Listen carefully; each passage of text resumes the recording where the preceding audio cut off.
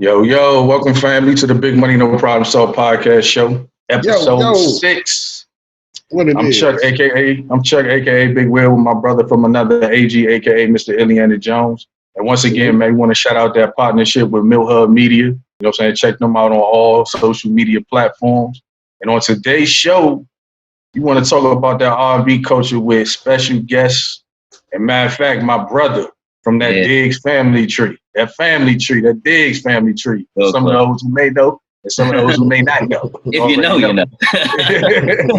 We got R&B artist right here, Ejay Mallard, man. What's up?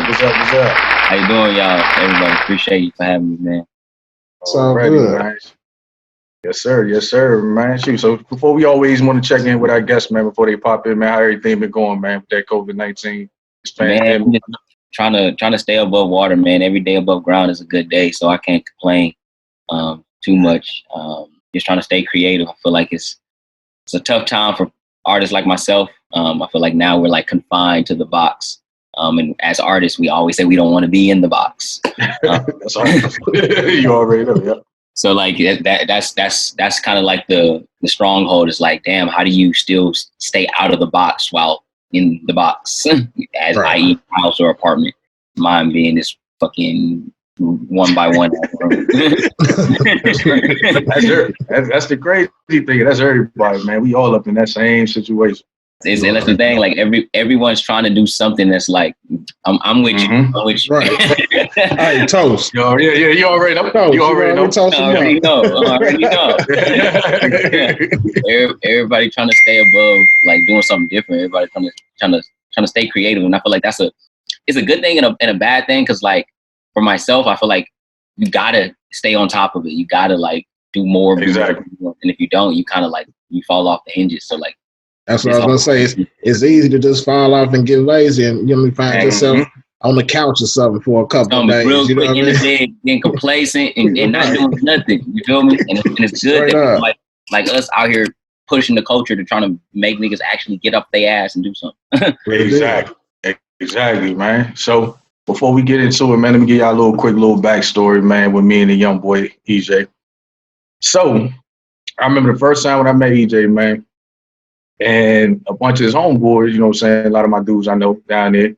Shout out to Baylor University. You know what I'm saying? That's where the young boy about to graduate from.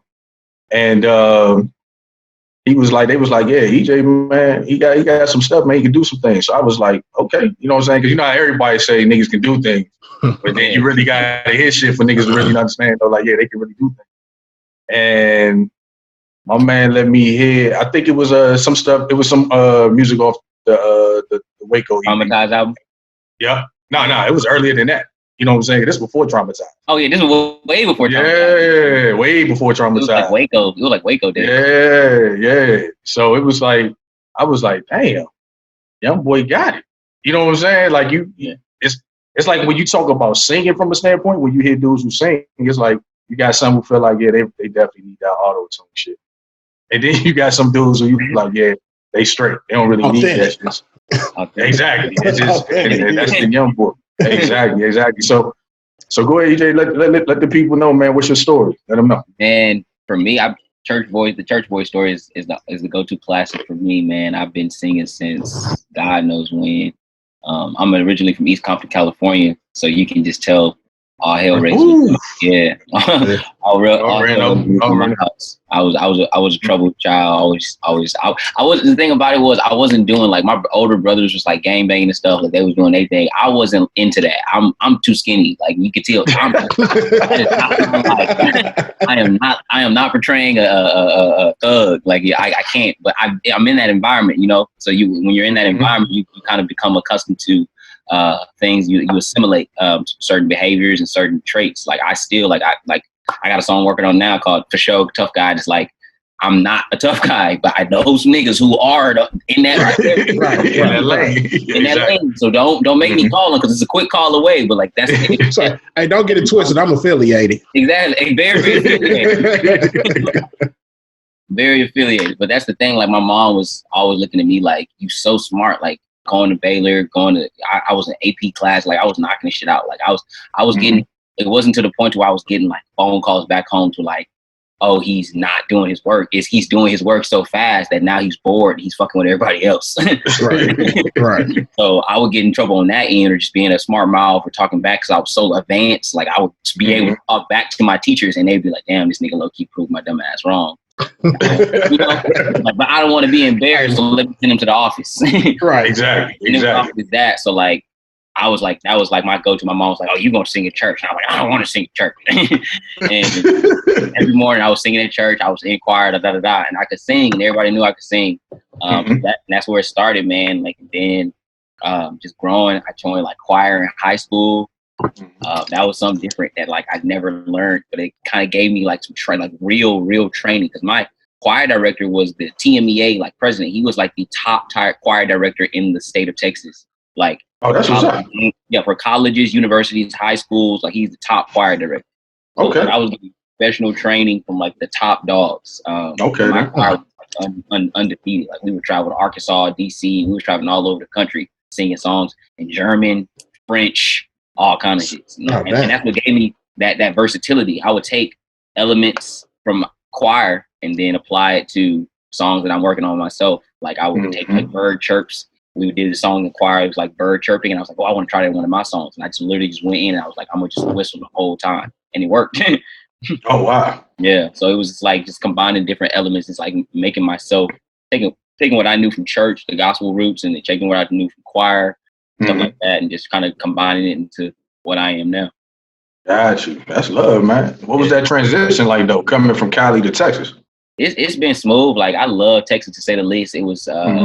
I was in Houston originally, so like that's where it all started. How I tell people is I'm East Compton raised, but I was Houston made. Like I love Houston to death. I have a love-hate relationship with Houston. I hate the people in Houston, but I love the city of Houston and the culture. Right. People in Houston suck ass. Like Houston is a crab in a bucket city. Like no one wants to help anyone else get out, which is insane. But I love Houston. Like just the culture, from the lean to the cars to the grills and the lifestyle. Yeah, they down there on them swangers. On the swangers, you know what I'm saying? Like I love Sauce Walker. Sauce Walker. I don't even listen to rap, but Sauce Walker is like the best personality to me, like ever, because like he just embraces all of Houston in one. Like so in 30, 40 years, Sauce Walker will go down as a legend in like Pimp C, all those areas. Definitely. A lot of my favorite artists came from Texas. You know what I mean? Exactly. I'm so pro rap a lot. Period. I love rap a lot. I do Swisher House a little bit. I fucks with Slim Thug. You know what I'm saying? A lot of my favorites come out of Texas. And that's the beautiful thing. Like Texas has so many like untapped artists, but you look at like states like Georgia or like states like California, like New York, they also they want to help each other get out. Nobody in Texas is doing that. Not Dallas. Dallas has no like real artists. Like you don't really have a big artist that came out of Dallas. We got Beyonce from Houston. We got Megan Thee Stallion. We got all that. So now I feel like Dallas is just looking for the next big thing. Dallas is like, okay, well we see Ejay. Let's jump on Ejay before everybody else start jumping on Ejay, and we can claim Ejay as ours. Exactly. And it's about, I mean, we were talking about that like a few episodes before this, and we was talking about like how you kind of want everybody shouldn't have to make that move when you talk about music. Like I shouldn't have to go to Atlanta, or I shouldn't have to go to LA to really get on. When if I'm popping in my city, man, I should be good in my city. Exactly. The people need to support their locals, you know what I mean? And have an open mind, you know what I mean, as to their locals. You know what I mean? Don't just pick and choose, man. You know what I mean? Don't just go with who you know what I mean, broaden the perspective. And you know what I mean, it's other people out there. You know when you see them albums in the local stores or whatever, man, hey, play that. Play that at least once, my nigga. It's always one throw it on Facebook. Hey, I'm bumping, you know what I mean? I'm bumping Ejay. I'm bumping that new Ejay right now. You know what I mean? He's popping. You know what I mean? Well, you know what I'm saying? And then that's the thing. It's so sad because it takes one. You can take one play. Like I have probably like cohesively, I probably know like a good 2,000-3,000 people. If all 2,000-3,000 of those people shared my one post at one time, like that's it. That's a life changer. That's a life changing moment. But that won't happen until they realize that everybody else is doing it. And that's the big thing. It's like, okay, once once he starts to build that track, now they want to be like, oh, now I was listening to Ejay before everybody was listening to Ejay. I'm like, exactly. But was you actually pushing it? Yeah, that's what I'm saying. You was listening, but you wasn't supporting at all. Yeah. Exactly, and that's the big thing. That's just the way we are. We done talked about it. Like, hey, we getting good feedback on the show. But again, a lot of people ain't gonna pick it up until they see, everybody else following it. So then that's when they'll jump on the bandwagon. And hey, whether early or late, if you're gonna jump on, but still, hey, I would prefer for you to be a little bit more proactive with supporting your locals, your peers, in their endeavors. Exactly. So who inspired you though? Like to kind of just start really wanting to push that music? For me, honestly, like I would say my favorite artist, let me rephrase this, Kanye West, creativity wise. Like I just feel like he captures like everything that you need,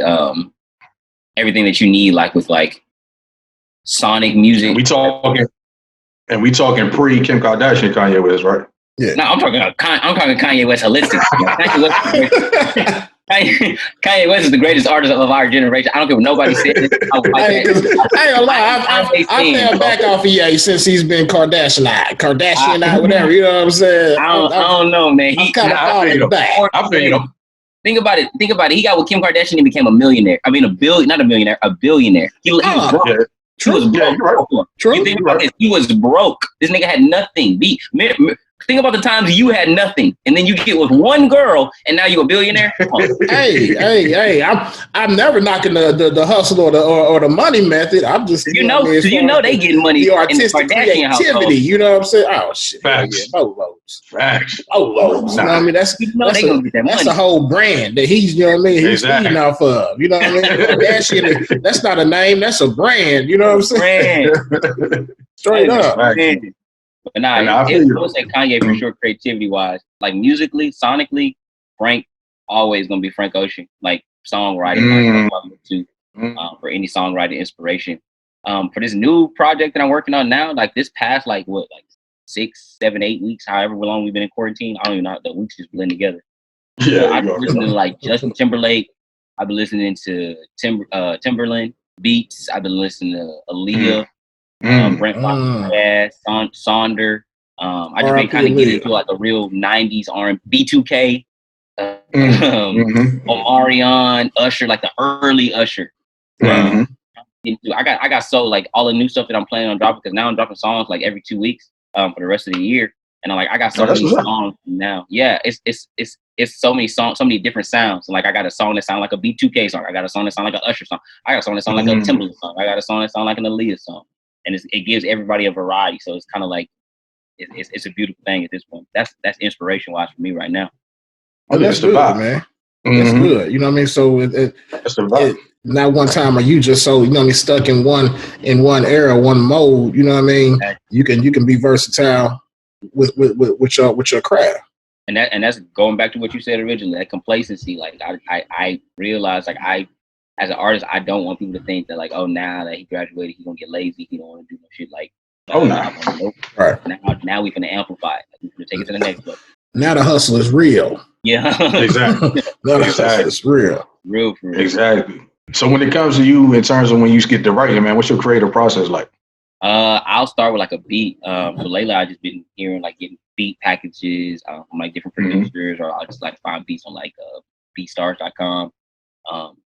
Other little websites like soundclick.com, finding beats wherever I can find them.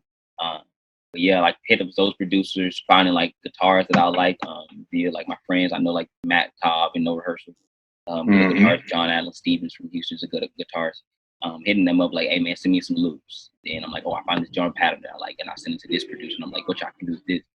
And after I got that beat, man, I'm like, okay, I'll play the beat, because I got like my studio is here, so I'll play the beat like real loud, and I'll honestly be smoking and just pacing in my room like in a circle, like probably like 30 minutes. And in that 30 minutes, I'm just freestyling the whole song in my head, like writing it in my head, and then I'll like have my little phone, my voice memo. If I don't want to forget a part, I'll record it real quick, and I'll go to the next part. About 30 minutes later, I got the whole song done. I'll write it out. Boom, goes. Now it's time to record. I can identify with that. That's the whenever I do You know what I mean? Try to write. You know what I'm saying? That's about my process. You know, there's something about that music blaring. You know what I mean? And I'll be washing dishes, all type of shit. You know what I mean? All type of shit. You be doing miscellaneous tasks. I'll be doing all kind of shit.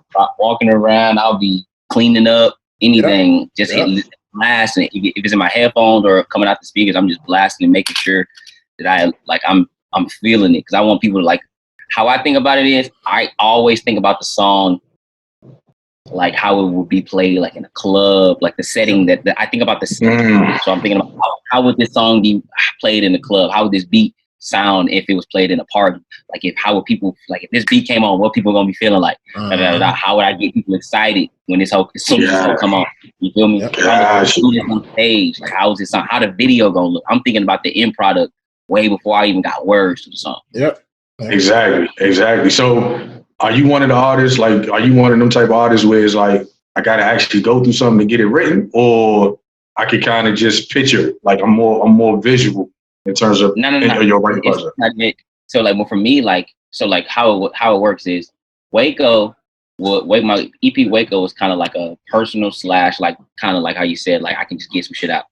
Then Traumatized is like its own just personal project. That was just me, just like I had to go through that shit to be able to create the album. Because every song in that album was kind of like positioned in a way towards someone. But then I felt it. So that's what I'm saying. Like that whole kind of just message or the persona that kind of like started the balloons, that started like the theme and everything like that. And that was like my whole like artist development mode. And I felt like that was kind of a good entry level kind of way. And I did like so much research and like planning on this shit, but like I was like, man, like what's a good way to just come in and be like, okay, this is my new sound, this is my new look, this is my new everything with the balloons and everything. I'm a personal project to where everyone just feels close to like what I'm feeling, and then we can do whatever we want after that. So like now this new music is more so I can just write whatever. Like that's why I got the interactive album, just to show niggas like I literally can write whatever, whenever, however you want. Exactly. Which goes back to what we were saying before. Hey, that's what an artist is. You know what I mean? Yeah, exactly. An artist has to be able to write whatever, whenever. You know what I mean? To whatever and whenever. You know what I mean? If you can't, I don't see how you can call yourself an artist. You can't. You cannot call yourself an artist if I put on any beat. If I put on any beat and you say, "Oh, I don't like this beat. I don't like the beat." Cool. You don't like it. I need to hear something for it. Like exactly. In music, and like someone from this past summer, they sent me some beats that I didn't like. It was like, oh, we working on some songs. We're trying to pitch to like Alicia Keys and shit like that. And I'm like, okay, cool. But like, I was like, I don't like none of these beats, but I gotta write to them. Like that's how I get paid. Like you feel me? So, and if nothing else as an artist, you should take that on as a challenge. That's gonna up your writing game. Yeah. Exactly.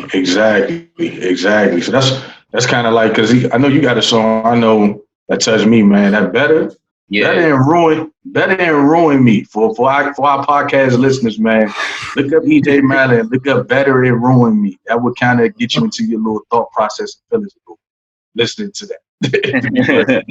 I ain't gonna lie. When Chuck sent me the links, I'm listening to it. I'm like, damn, okay.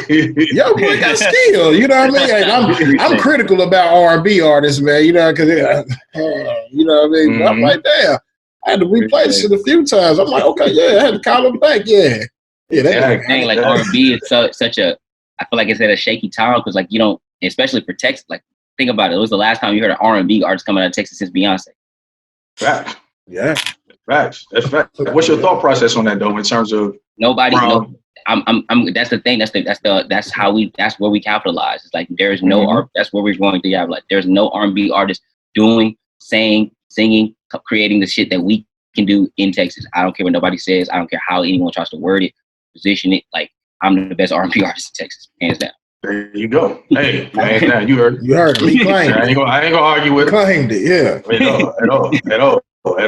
So what's your thought process when you think about the R&B culture from a standpoint of, like, you kind of reference some of the artists that you kind of listen to from back in the 90s to now? Because, you know, a lot of people look at R&B music now.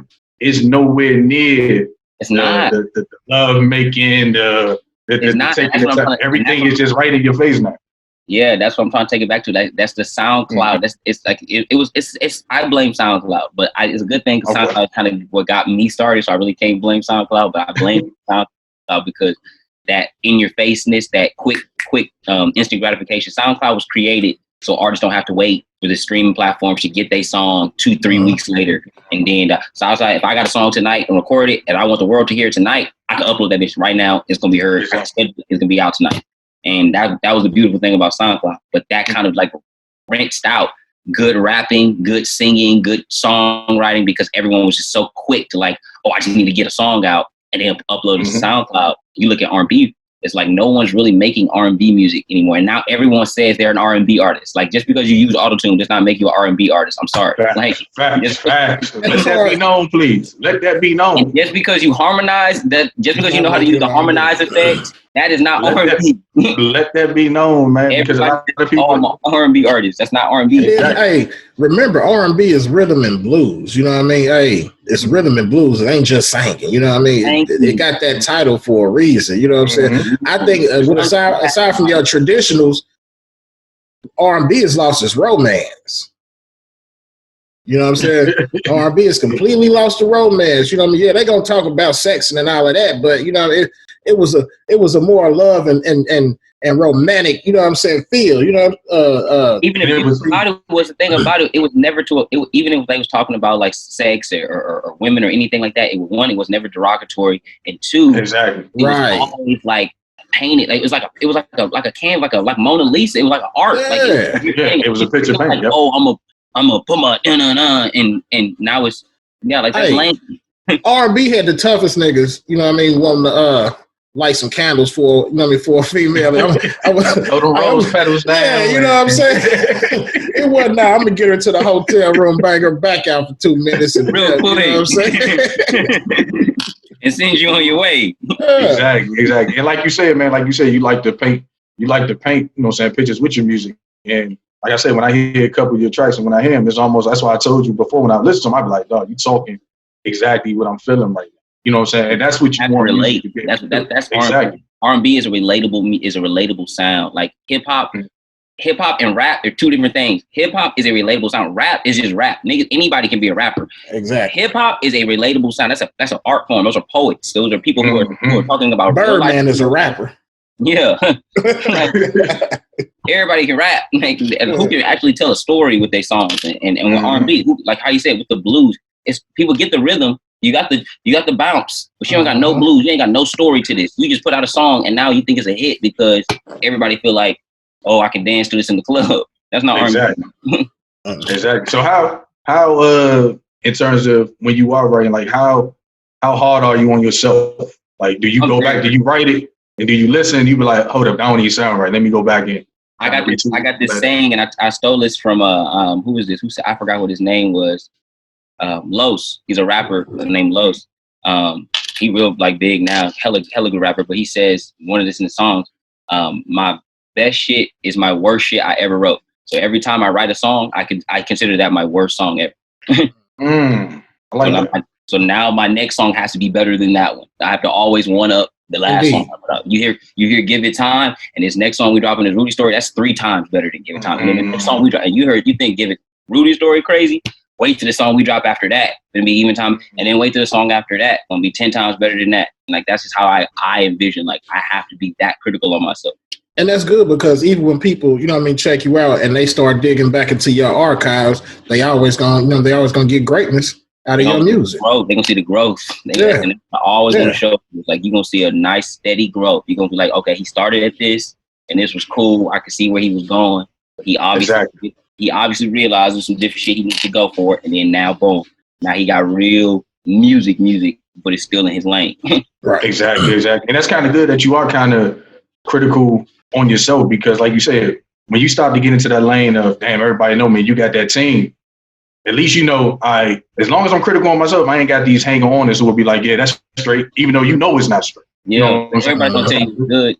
Exactly. Not gonna tell you the real. And that's for me, like I say this in a very humbling like way. Like I tell my friends, my homie Lays, I tell Reggie, my manager, I was like, bro, like I know the music is good now. Like I don't have to worry about, is Ejay gonna put out a bad song? You don't ever have to worry about that. Ejay doesn't. I will never put out a bad song. Why? Because I'm the hardest. I'm the most like perfectionist person known to man to myself. Like I do not like putting shit out that's half-assed. Like Just don't sound good. I have so many songs that no one has ever heard because I just don't like them.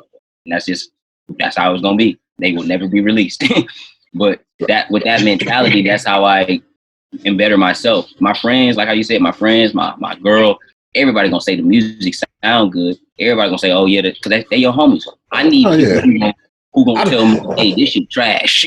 I done got plenty of people. Oh man, you going through tracks I done did over the year. You know, man, why you ain't there put this? Nah, that wouldn't go out. That wouldn't go out. But it sound good. Did it sound great, motherfucker? Nah, it wasn't that. You know what I mean? So I understand. Exactly. I wish people would see that, bro. I wish like as like you said, like you have that catalog of music, that back catalog of music, and you have people to look back at it, and if they could see like, damn, like how one song the song that you put out, for example, like how that differs from the song that you don't put out, and they see like the difference, like the quality, the writing, everything, like how much energy you gave to it. Like it's just so much that goes into it to where it's like, okay, this is actually going to be a nicely released song. Let me ask you this: as an R&B artist, do you think that people should, you know what I mean, in engaging into the R&B culture, should they actually learn? Like you were speaking earlier, I mean, you have a background of different types of different vocal backgrounds, and you understand how the music is written. Do you think that people should try to learn that and understand that before they jump out there? I personally think so. I feel like everyone, like you wouldn't enter a job if you into any job role if your portfolio wasn't diversified. You wouldn't and when you apply for a job, it has certain job descriptions. These are the job descriptions to be an R&B artist. Becoming an R&B artist is like when you want to be a professional R&B artist, it's a job, it's a task, and they have certain responsibilities and duties, and you got to have previous work history. Exactly. Or if you don't have previous work history, they looking at internships. How you interning as an R&B artist? You can do some research. Have you done any artist development? Have you done anything prior to us hiring you as an artist?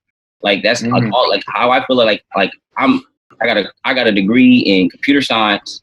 I'm now a UX designer, designing my own like fucking fonts to flyers to anything promotional that I do.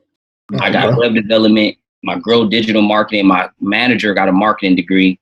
My girl got a fashion degree. Like I got my whole team is assimilated of niggas who do nothing close to or even relevant to music.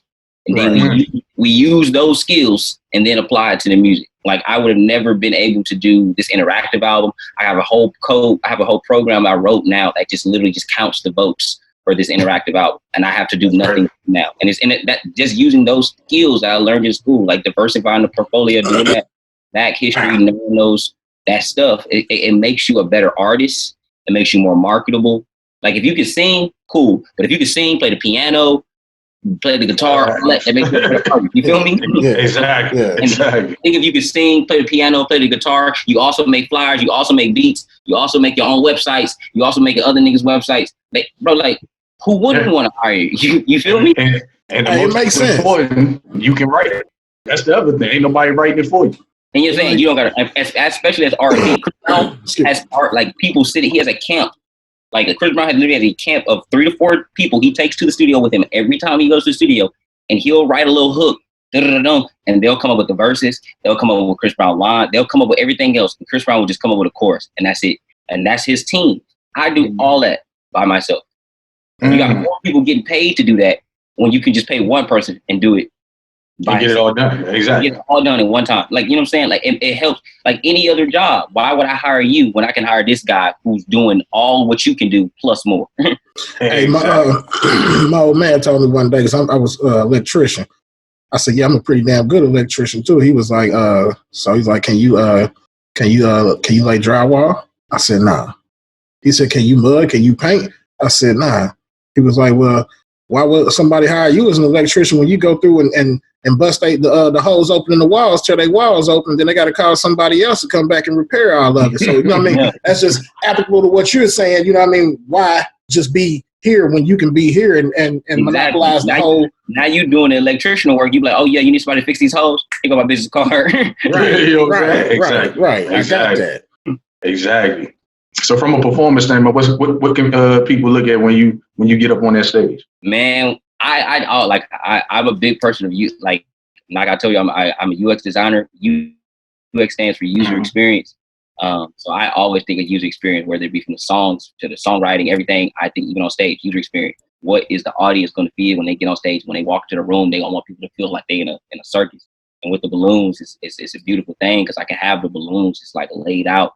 How I always do, I kind of always position the balloons like laid out on stage or even like just sitting on the ground. Give it that my look. That's my look. Everybody see when you see me, you'll see balloons, and they kind of just reference like, oh, that's the nigga with the balloons. And then it's usually real dark or it's all red. And as you can see, like it's red all the time. When I'm in the studio, it's red, or it's real dark to where you can't even see me, and I'm just on stage, and all you see is just red balloons and just lights. And I got trippy videos. I got my projector. I always bring my projector, so I'll project that on me to like just have like backing lights, and just have like the flashy lights and shit. Just making it look real cool. I want people to have a fun time. I don't want people to feel like, oh, this is just another nigga, like another R&B artist nigga who trying to make it. Like, yeah, you know what I'm saying? I want people to actually come to it and they feel like they went to a concert. When they go back home, they feel like even if it's a free show, I feel like I want to be like, damn, I should have paid for that. I should have paid at least $7 or $5 for that. That was a show. That nigga put on a show. Exactly. And that's why you can demand the support from those around you. You know what I mean? Because that's what a lot of people think. This is just another nigga that think he can rap and he can sing. You know what I mean? But that's why you can demand, because you give that quality. Exactly. You know what I mean? And it's so beautiful too, because it's incentive for them. Like they see that you walk. We had a show at Darby in Houston, and the stages on. So I had the craziest stage design. I had like the balloon set up, the projectors was all over the walls. It was I had the band in the back.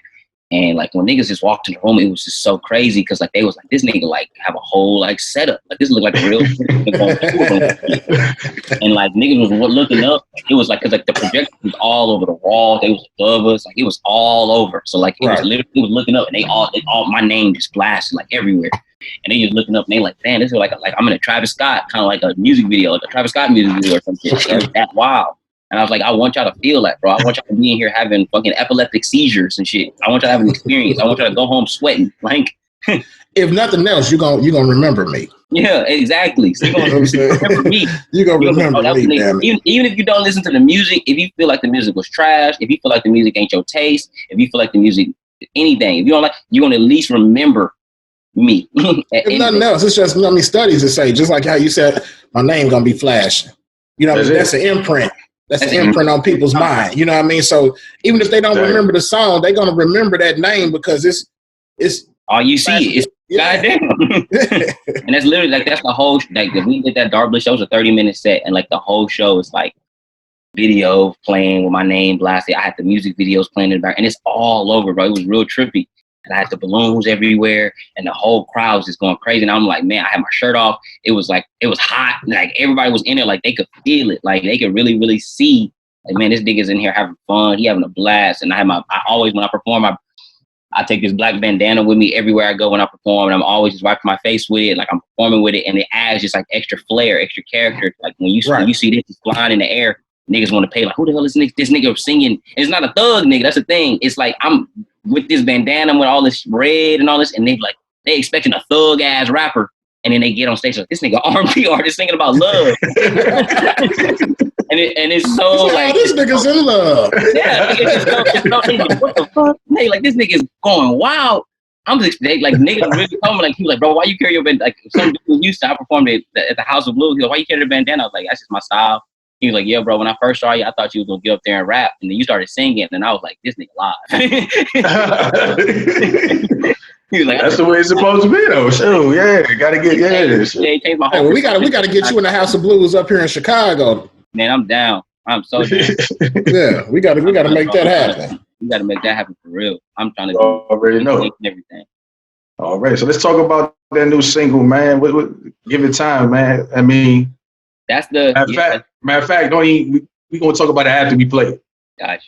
All right. You go ahead, hey, for our listeners out here, man. This is the young boy Ejay Mallard, man. New single. Let me see. Let me give it to y'all a little something. Go stream that. Go like it and playlist it. Everything. There you go. We back. Yeah.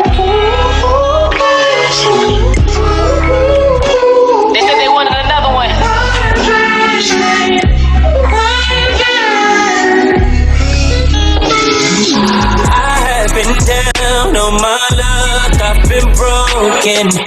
I need you here, girl, I'm lost, I need focus. If you don't have time to stay, it's okay, you can leave. But before you do, can you lay it on me? And after that, I'll give it time, give it time, give it time.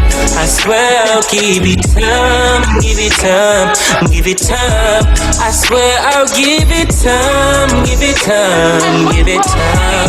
I swear I'll give it time, give it time, give it time. Trying to stay out my own way. Got my feelings in the wrong place. You be mad when I don't hit you, like you be sending mixed signals. First you say you had enough of me, then you can't get enough of me. Bring the cups, bring the drink, bring the weed.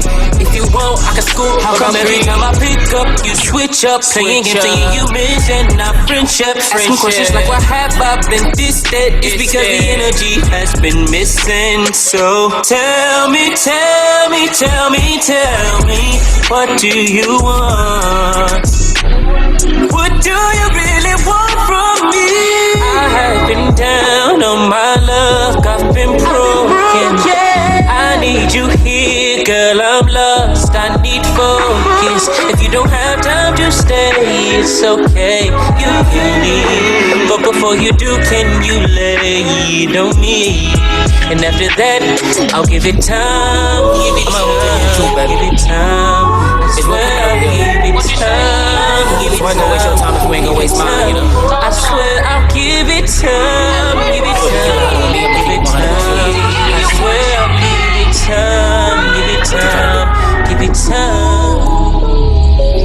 I have been down on my luck, I've been broken.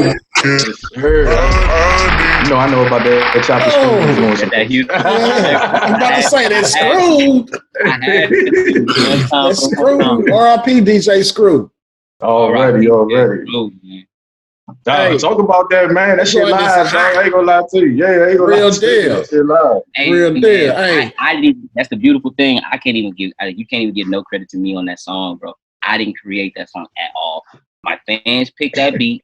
My fans picked that title. My fans picked that chorus. I didn't make none of that. I literally just wrote all of it. Like everybody picked the beat, everybody picked the title, everybody else picked the chorus.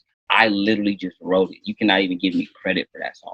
You a bad motherfucker. That's the craziest thing. You a bad motherfucker. That's why I tell you, I am the coldest R&B artist in Texas. Nigga. I don't care what nobody say. Nobody say. I put it on my grandma, bro. I swear. Like my fans picked that title. My fans picked that beat. My fans picked that chorus. Everything was already prearranged before that song even came out, and I have nothing to do with it, bro. Like if anything, I should say the song should say "Fans of Ejay Mallard."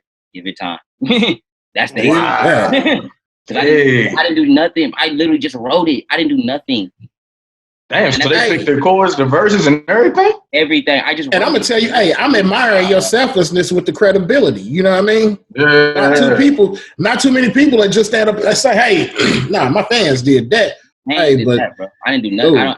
I don't want. I tell people every day I don't want no. Like they get just as much credit as I do in any part of this whole interactive album, bro. Because like literally, it's like so crazy. Like if I could, bro, legally, if I could, I would give each my fans like publishing credits. Like I know I probably can't, but if I could, I would, bro. Because like I had no part in this. I mean, I didn't choose any of it. Like if it was me, that song would never been came out. I would never chose that beat. I would have never chose that title. I would have never wrote that chorus. But that song is so fire, and I had nothing to do with it. I got this bait and hook thing I do. You know what I mean? Because I cook my ass off. So you know what I do is after I'm done with the meal, you know what I mean? I turn on. I gotta find the perfect song to be playing in the background. You know what I'm saying? And I'm taking a video shot of the food. You know what I mean? It's all buttered up and saucy and all of that. You know what I mean? Making it look real. Just to put on Instagram and Facebook, you know, again, like I said, it's that bait and hook thing. You know what I'm saying? You got to. I would use your music. You know what I'm saying? That's love, bro. That's love. Because that's the thing, and that's another part of the marketing. Like we reach out to like pockets of influence, people who do that, who post like cooking shows and shit, like who post shit on Instagram. Like we'll reach out to them like, hey, we see you posting videos of your song. Play the song in the background. Tag us. We'll tag your page. We'll bring people to your stuff. We reach out to dancers. We reach out to anime little people who be drawing and shit. We reach out to all these people to be like, hey, you share my stuff as you drawing, because they'll put music in the background and they be like, you share my stuff as you drawing. And I'll share it to my page. You share my song in your DJ mix. You see like all these people doing these DJ mixes at their house. Play my song in your mix. I'll share, bring all my artists to your live. I mean, all my fans to your live. Like it's just like that's what I'm getting ready to start doing with yours. I get so many likes and all of that. You know what I mean? And a lot of the food be looking scrumptious. You know what I mean? But that music selection, you know what I mean? That's in the background does the, you know what I mean? Is everything. You know what I'm saying? It's the perfect song, perfect part of that. You know what I mean? That shit love, man. That shit live, man. Or I love that song so much, and it's like I can't even say it's my song. I literally had nothing to do with it. That's what's up. Bro. That's crazy. That's crazy. That's crazy. I'm a big fan of that song. So like, if all my fans like they made that song, I'm a fan of them for that song. That song fire. Already. So what's some of the new? What else can we be looking forward to? So yeah, my next single dropping on June 5th. I got Rudy Story featuring Lace Hampton out of Houston, Texas. I would say he's probably the best rapper out of Houston, Texas. Bars. When I say I'm from Compton, so like I love Kendrick, and I will put him toe to toe with Kendrick. And bet money. Okay. I'm looking forward to that one. The story, the idea. Let me rephrase is I know y'all heard Meek Mill's Tony Story before. Oh yeah. So I was like, let me do an R&B version of Tony Story. And that'd be tough. Yeah, so basically, this is basically the R&B version of Tony's Story. And what we're going to do, the plan is to just, once we drop it, we're going to blast Meek Mill and be like, everybody tag Meek Mill and let him see Rudy's Story. Let him get the alternative, the R&B version to his. All right. We got a mix with Tony's Story and Rudy's Story, where it's like blends, like you'll start with Meek Mill rapping and then it blends into my chorus. Wow. Yeah, so it's a real crazy mix. And then we got videos like coming, like we blending the Give It Time music video. The end of the Give It Time music video starts Rudy's Story. Okay. Yeah. That's love. Okay. Yeah. Everything is just like interconnected. But yeah, Rudy's Story is like my R&B take on Tony's Story.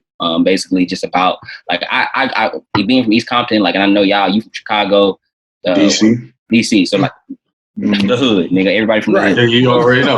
Right. You already know. Everybody from the hood. You feel me? So like y'all know about like niggas being set up. Y'all know about niggas. Plotting on niggas waiting for niggas for opportunities to get niggas with niggas not supporting. Like I read a quote. So my homie posted this quote. Niggas will not support you simply because it's you. And I'm like, that's niggas will hate you because it's your name attached to it. They won't come to the event. Name attached. That's plotting, and the whole song is about just niggas plotting. Niggas always hating. Now, my Lace just lost the guy featured on the song.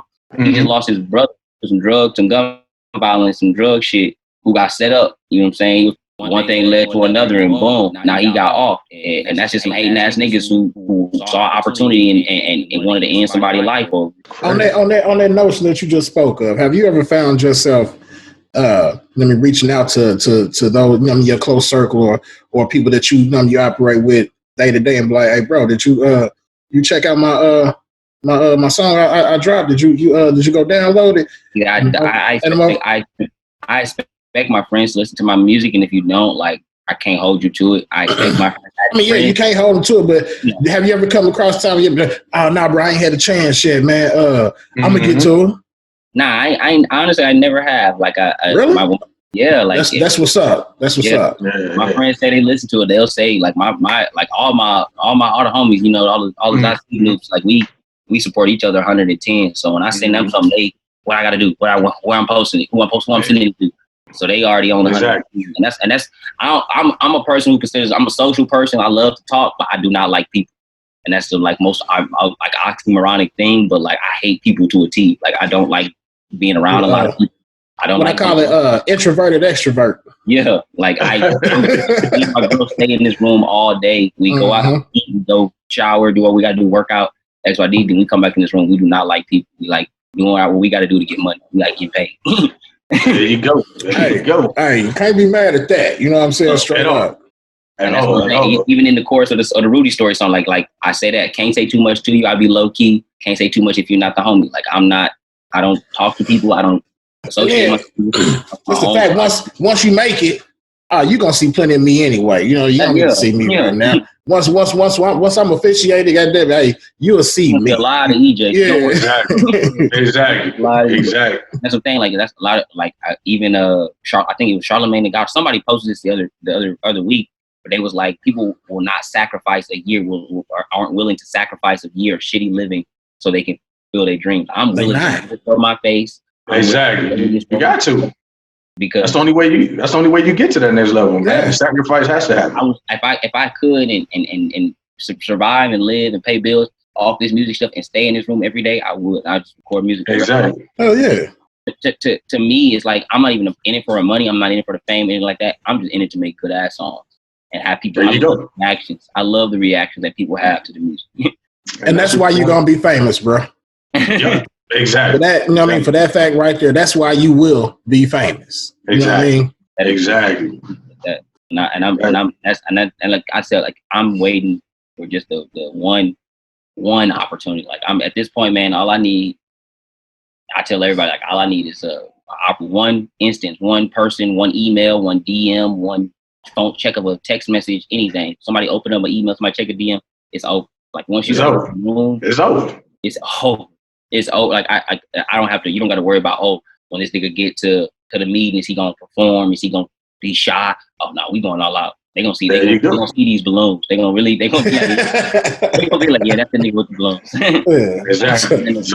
So we gonna hold our listeners who got a little clout, because I know a few. You know what I'm saying? Who can make some moves happen. Y'all hear this, man? Y'all know what he can do. You know what I'm saying? Reach out. That's all we ask. Yeah, man. Just reach out. That's it. And that's follow him, subscribe to him. You know what I mean? Show him love. Yeah. Let them know, man. Let them know how they can get to you. Yeah, for sure. You can get at me at all my platforms is at Ejay Mallard. That's at EJAYMALLARD. I'm on Instagram, SoundCloud, Spotify, Apple Music, Tidal, all that. Facebook, Ejay Mallard. Yeah, man. Stay tuned. Keep streaming. Give it time. That just came out this yesterday. Keep streaming that. Like it, playlist it. Pre-save Rudy story.